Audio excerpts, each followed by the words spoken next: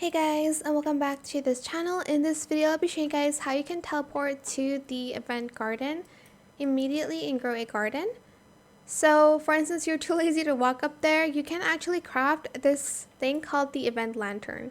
So you'll need 1 recall wrench, 1 apple, and 350,000 shekels. So craft, and you'll only need 30 seconds to craft it. It's just like the recall wrench, can I talk? But for the event, start crafting. Sorry, it takes 10 seconds, not 30.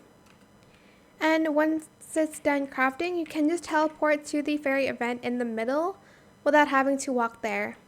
Like this. Ta-da! You're in the middle now. That is it. I hope it was helpful for you guys. Don't forget to like, comment, share, and also subscribe to this channel if you haven't done that already. If you have any more questions about this video, just leave it in the comment section down below. I'll try my best to answer them all for you guys. And if you found this video helpful, please click the thanks button as well. That is it. Thank you so much for watching. Bye.